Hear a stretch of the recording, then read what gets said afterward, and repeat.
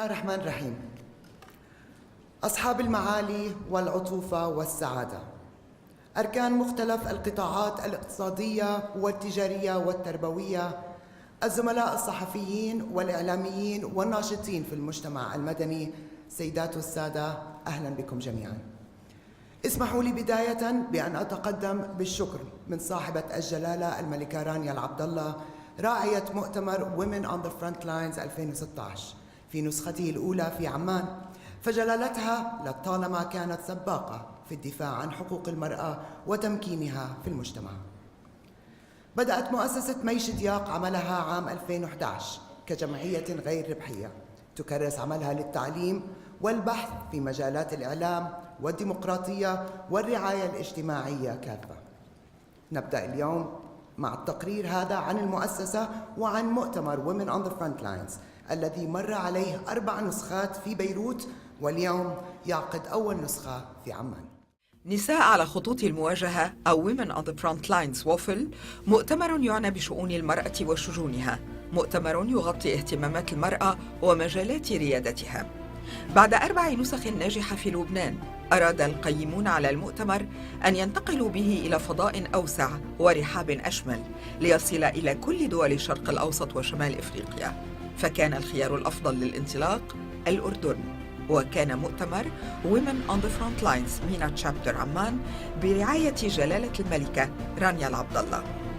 وليس بعيداً عن تطلعات الأردنيات ونضالهن في سبيل تحقيق الذات، تقف مؤسسة مي شدياق فاونديشن التي لطالما كانت السباقة في دعم نضال المرأة وكفاحها. فالإيمان بنساء نضلن على مدى قرن من الزمن للانخراط في العمل العام والدفاع عن مكتسباتهن، والثقة بسياسة المملكة الحكيمة التي عملت منذ سبعينيات القرن الماضي على إقرار القوانين والتشريعات لحماية حقوق المرأة وإلغاء كل أشكال التمييز، أتاح لمؤسسة مي شدياق أن تتواجد اليوم في الأردن. MCF وبفضل خبرة مؤسسيها المهنية ودقة إدارتهم وبمساعدة فريق عمل مثابر ومتضامن ومجلس إدارة يتفرع منه مجلسان استشاري وتنفيذي، نجحت منذ انطلاقتها في العام 2012 في تأسيس معهد إعلام MCF Media Institute وأكاديمية ألاك Academy of Leadership and Applied Communication.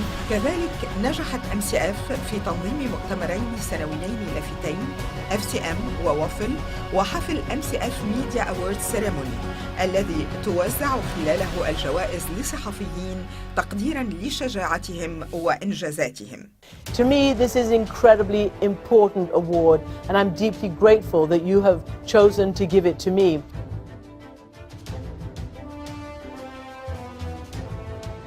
فمنذ العام 2012 حجزت مؤسسة مي شدياق مكانة مميزة لها في فضاء التكنولوجيا من خلال مؤتمر تواصل الأدمغة الحرة FCM في Connected Minds الذي تنظمه MCF بالتعاون مع مؤسسة فريدريتش إيبرت شتيفتونغ. مؤتمر يناقش تأثير التكنولوجيا على الحياة اليومية وتشارك فيه شخصيات عالمية.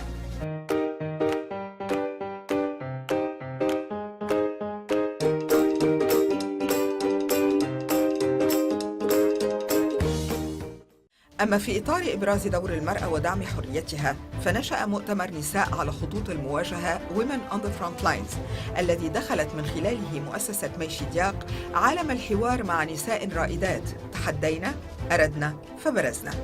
هذا المؤتمر تحول إلى منصة تشارك فيها النساء الحضور نجاحاتهن، حيث تشكلن مثالاً في عالم ما زالت تجهد فيه المرأة لنيل حقوقها. منذ العام 2013 أصبح ووفل منبراً إعلامياً لتبادل الخبرات وقصص النجاح على مختلف الأصعدة السياسية والاقتصادية والثقافية والاجتماعية.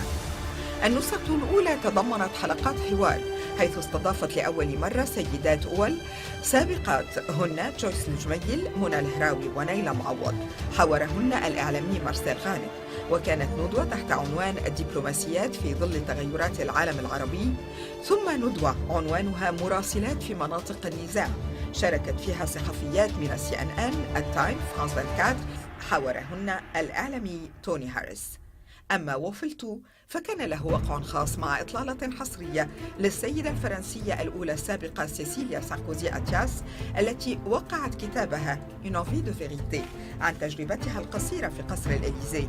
شمل ووفل 2013 أيضاً محاور عدة كفقرة نساء سعينا للتغيير في العالم العربي، وفقرة ضمت ألمع الوجوه في الإعلام العربي، وندوات عن نساء شاركنا تجاربهن في المساعدات الإنسانية. أما في نسخته الثالثة عام 2015 فعرضت الإعلامية الفرنسية المميزة على قناة TF1 كلير شازال تجربتها في عالم الإعلام، كما شاركت في ووفل 3 أسماء عديدة أخرى من مصر وتونس ولبنان، مثل فوزية بن فضة نائبة رئيس البرلمان التونسي، والوزيرة المصرية مشيرة الخطاب المرشحة لرئاسة اليونسكو.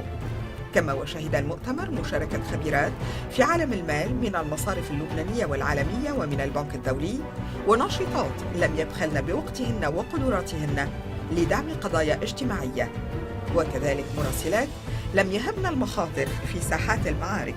وأخيراً وليس آخراً ضم ووفل 2016 أسماء لامعة في عالم السياسة في ندوة Women in International Affairs Focusing on the Syrian Immigration Crisis، وندوة عن إدارة الأعمال وعالم المال، وندوة بعنوان نساء رائدات في الصناعة السينماتوغرافية كالمخرجة اللبنانية نادين لبكي والمخرجة الفلسطينية نجوى نجار وغيرهن.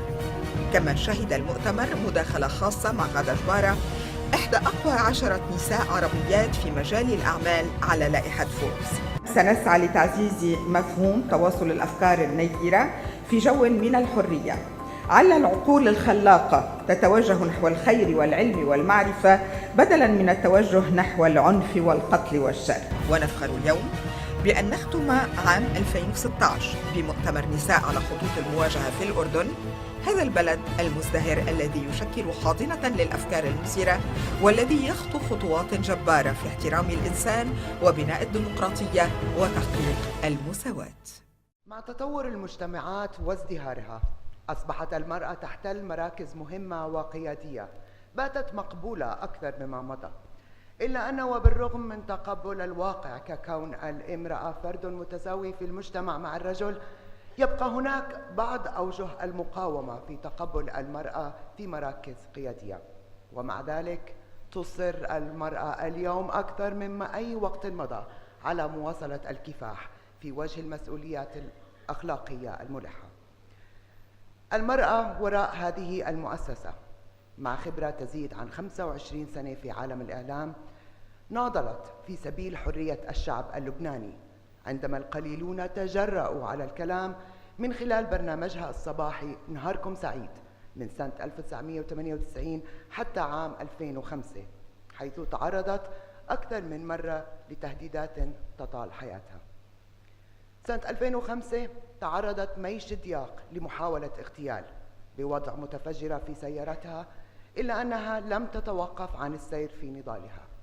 فبعد 10 أشهر من العمليات الجراحية العديدة وبرامج إعادة التأهيل، عادت مي وبقوة إلى الشاشة مع برنامجها السياسي بكل جرأة، وبعدها أصدرت أول كتاب، ومن ثم نالت على شهادة الدكتوراه من باريس. سيداتي سادتي،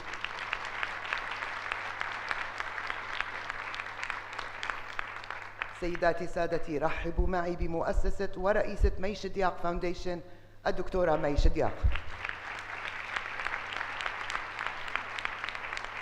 صباح الخير.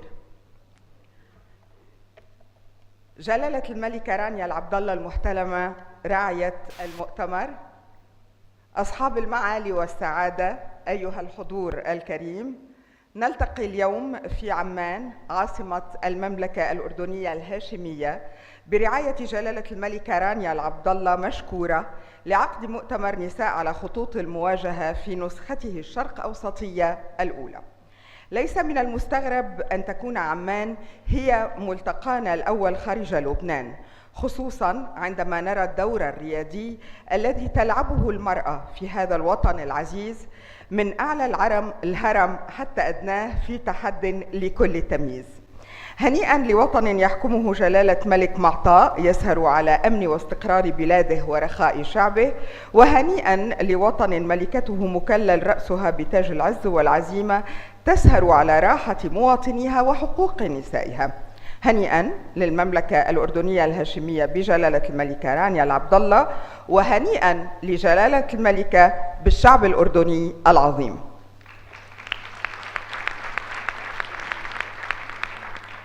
نلتقي اليوم في مؤتمر ووفل أو Women on the Front Lines لنتحاور في شؤون المرأة وشجونها، ولنستخلص العبر من تجارب وخبرات سيدات تحدين الأعراف التي تكبل المرأة بسلاسل من العقد والأحكام الموروثة البالية. نشكر كل المؤسسات والأصدقاء والصديقات الذين تعاونوا معنا وشجعونا، والذين لولا دعمهم لما رأى هذا المؤتمر النور، ولما استطعنا أن نلتقي بهذا الجمع المؤمن بأهمية رسالة المرأة ودورها على مر الدهور. إنها بارقة أمل في أرض سلام تنأى بنفسها عن موجات تطرف تكفيرية تحرم المنطقة الأمان، منطقة تقهقر وضع المرأة في بعض دولها ليعود بها إلى زمن السبايا والعبودية والإذعان. في الواقع ينتابني حزن وألم عميق عندما أفكر بواقع المرأة في شرقنا الغالي، منبع الحضارات، مهد الأديان السماوية. كيف لهذه المنطقة التي كرمت المرأة على مر التاريخ أن تتحول بفعل بعض الطارئين عليها إلى أرض محروقة تذاق المرأة فيها شتى أنواع العذاب؟ كيف لهذه الأرض التي تمتلئ بالكنائس والجوامع أن تقتل الأم فيها حاملة أطفالها بصواريخ جهنمية من دون رأفة ولا رحمة؟ هل هذه هي تعاليمنا وثقافتنا التي نفتخر بها؟ لماذا يرفض بعض المتحجرين مواكبة العصر ويتجاهلون الحداثة؟ لماذا يصرون على استعباد المرأة وجعلها سلعة في سوق النخاسة؟ لكن البكاء على الأطلال في أيامنا السوداوية هذه لا ينفع، فكما يقول المناضل الحقوقي مارتن لوثر كينغ: إذا لم تتمكن من أن تطير فاركض، وإذا لم تتمكن من أن تركض فامشي، وإذا لم تتمكن من المشي فازحف، لكن مهما فعلت عليك أن تستمر بالسير إلى الأمام. فيا أيتها المناضلات، علينا أن نسير إلى الأمام مهما كلف الأمر، وأنا استمريت أسير إلى الأمام وحتى برجل واحدة.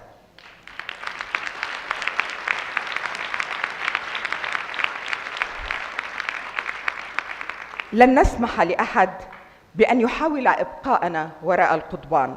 ليس هناك أسوأ من نير العبودية، وليس هناك أسوأ من العودة للعصور الجاهلية. ولكي ننسى هذا الواقع الأليم ونعمل لمستقبل مشرق لنسائنا في الشرق والعالم، لابد أن نستذكر سيدات رائدات بطلات تفوقن على ذاتهن وقدمن كل ما يمكنهن لأجل كرامتهن، فنستلهم القوة والعزم من شجاعتهن. فلنرفع القبعة مثلا إكبارا للباكستانية مالالا يوسفزاي، أصغر الحائزين على جائزة نوبل، التي واجهت ببراءتها وطفولتها إرهابا فشلت جيوش العالم في ضربه. ولنوجه تحية للمناضلة أونغ سان سوكي التي هزمت الجنطة العسكرية في ميانمار من دون ضربة كف. والتحية أيضا توجه لنساء كثيرات في العالم وفي مجتمعنا العربي أظهرن قوة أمام التحديات واخترقن بتصميمهن المحظورات. وكما لكل امرأة دور في استعادة حقوقها والتألق بحرية، لكل رجل دور أساسي في الوقوف إلى جانب المرأة في مواجهتها لبعض العقول الخشبية. وقوف كل رجل على الحياد في المواجهة التاريخية التي تخوضها المرأة لكسب حقوقها وحضورها هو موازن للمشاركة بالظلم والإجحاف الذي يمارس يوميا بحقها. وليس هناك أجمل من تعبير دانتي عندما قال: The hottest places in hell are reserved for those who in a period of moral crisis maintain their neutrality. إذن ومن هذا المنبر أوجه تحية لكل رجل يحضر المؤتمر معنا اليوم بالذات، وهم بالقلائل لسوء الحظ ولكل رجل يساهم في إعطاء دفع للمرأة كي تنال حقوقها وتحظى بالمساواة. نحن اليوم في مؤسسة شيدياc نرغب في مؤتمرنا هذا بإلقاء الضوء على تجارب فريدة من نوعها لنساء مبادرات، مناضلات، مفكرات، ثائرات، قياديات، وزيرات، إعلاميات. نساء صنعنا التغيير أينما وجدنا، صرنا في المقدمة، تمكنا من قلب كل المقاييس وغيرنا المعادلات. نفخر اليوم بأن نستضيف سيدة مقدامة رائدة فضاء خرقت كل معايير النجاح التقليدية، وكذلك نساء تمكنا من البروز بجدارة في المجال السياسي وبرهنا عن حسن أدائهن في البرلمانات والحكومات والمؤسسات الدولية. مجال الأعمال لم يعد بدوره حكراً على الجنس الخشن، فسيدات الأعمال في مختلف الأقطار العربية قلبن الأحوال وبرهن أنهن قادرات ساعة الجد على التفوق على أعتى رجال الأعمال. وسنستمتع اليوم أيضاً بحديث من أثرن في الرأي العام وأصبحن وجوهاً تحاكي الناس، بحديث إعلاميات اخترقنا الشاشات، طرحنا الأسئلة الصعبة واستدرجنا السياسيين وصناع القرار للإجابة على أسئلة لا يستطيعون منها الفرار. الأمهات سيكون لهن شهادات إنسانية ذات طبيعة مختلفة اليوم، وجعهن النابع من القلب وخسارتهن لفلذات أكبادهن جعلا منهن ناشطات تنشرن التوعية كي لا تقع أمهات أخريات في الشرك نفسه ويخسرن أبناء ضلوا الطريق المستقيم وأغرتهم الجماعات الجهادية ومروجو الإرهاب العقيم. وفي الختام كلمة لكل امرأة رضخت للأمر الواقع واستسلمت لحاضر أليم: حان الوقت لتتجرئي، حان الوقت لتتكلمي، حان الوقت لتواجهي. انهضي من كبوتك فلا خلاص لك إلا بالمبادرة والعقل السليم. كوني دائما في الصفوف الأمامية، فإرادتك وحدها هي التي تصيب العابثين بحقوقك في الصميم. أهلا بكم جميعا، بكنا جميعا، لأنه أكثرية نساء اليوم مع احترامنا للرجال الموجودين وتقديرنا لوجودهم. أهلا بكم جميعا في Women on the Front Lines مينا Chapter. عشتم وعاشت المملكة الأردنية الهاشمية. شكرا. شكرا مي على هذه الكلمة. والآن مع كلمة Chairperson of the Conference السيدة مها الشاعر، والتي هي عضو في المجلس التنفيذي لمؤسسة شيدياc. صباح الخير. Your Excellencies, ladies and gentlemen, I wish to pay my respect and appreciation for Her Majesty Queen Rania Al Abdullah of Jordan, for her royal patronage and for all the support she is providing and the commitment she is showing to women empowerment. Needless to say that Her Majesty is a women's rights activist, and her engagement in the past gave a new breath of hope to all of us. Allow me to tell you how honored I am to be amongst you today in the opening of this conference, Women on the Front Lines, organized by MCF. Arab women have succeeded in a variety of fields, whether it is in media, business, banking, farming, many others. It's a must to meet these women. 6 years ago, May and I thought, wouldn't it be wonderful to focus on the achievements of women in all sectors of society.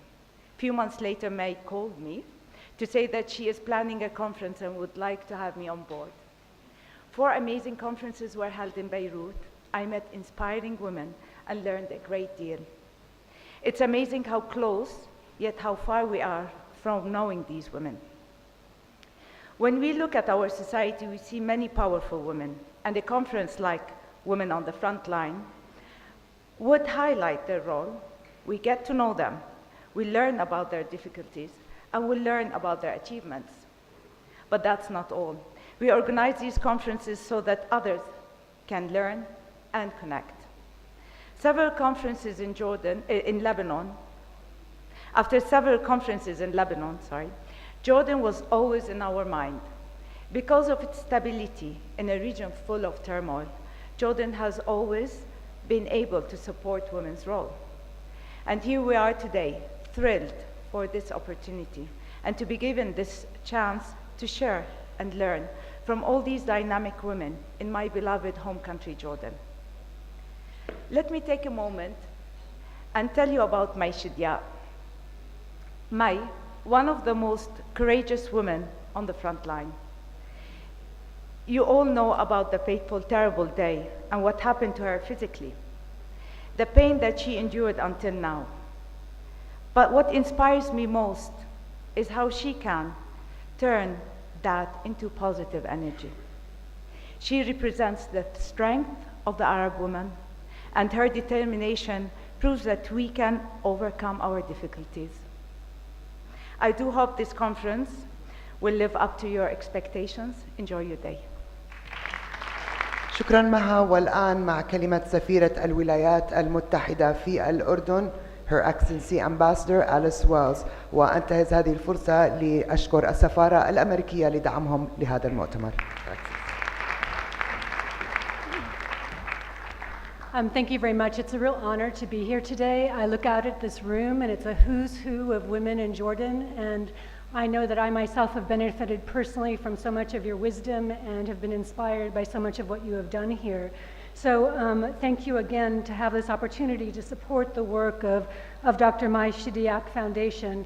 Dr. May, I know that the courage you've exhibited throughout your life and your work is an inspiration not only to those in media, but for all of us promoting the core values of your foundation: democracy, women's rights, freedom of speech, education, and social welfare. And it's fitting that this event is held under the patronage of Her Majesty Queen Rania, who has inspired women here in Jordan and across the globe to devote their lives to public service. All of us here know that for any country to succeed, women must participate in economic development and decision-making. As Her Majesty Queen Rania has said, the inclusion of women at all levels is a powerful engine for national development. And here in Jordan, I think we have seen an increase in women's political influence, in social activism and economic empowerment, all driven by successful role models like you, who are committed to Jordan's success. And in the political sphere, women are increasingly powerful in parliament and in municipal councils. In addition to the 2 women serving in Prime Minister al-Mulki's cabinet, 20 women now serve as members of parliament, 5 of whom won seats outside of the quota. Women also comprise 36% of municipal council members, far exceeding the 25% quota. These women are making positive changes in their communities. They're responding to citizen concerns, and they're making sure that families get the services that they need. The United States is really committed to partnering with the government and with Jordanian civil society to build upon these initiatives. We've supported the Women's Parliamentary Caucus in the past, where female MPs of vastly different ideological backgrounds work together to share their experiences and exchange advice. The caucus tries to partner new women MPs with experienced counterparts so they can improve their constituent outreach and advocacy, so that they can ensure that Jordan's budget, for instance, addresses the needs of women and girls. Now, this political empowerment is paving the way for social activism on women's issues. With the global 16-day campaign against gender-based violence ongoing, we've seen much needed attention to the issue of honor killings, and Jordan has directly responded. Late last week, the Ministry of Justice announced this year it will open a shelter for women whose lives are in danger for reasons related to family honor. And the Department of Iftah ruled last week that killing women under the pretext of honor crimes is no honor and is prohibited. And these are important examples of men and women working together to protect women. While we cannot understate the importance of women's participation in social and political decision-making, economic participation, which is going to be discussed in great detail at this conference, is crucial to achieving gender equality and advancing Jordan's prosperity. Women's economic participation lifts entire communities, and each Jordanian woman who enters the workforce benefits not just her family, but the country.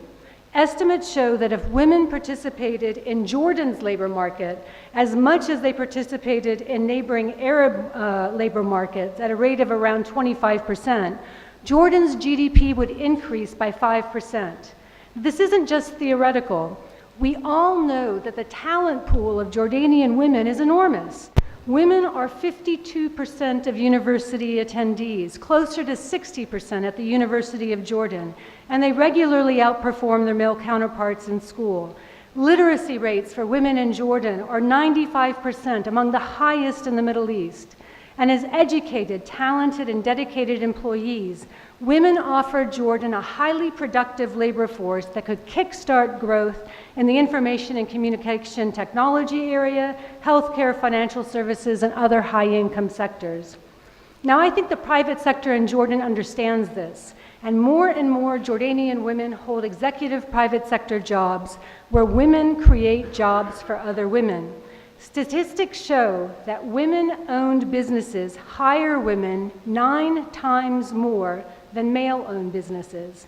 Now, my friend Nadia Saeed, the general manager of Al Ittihad Bank, who will speak later today, now has employees of about 40% who are women, well above the national average of 13%.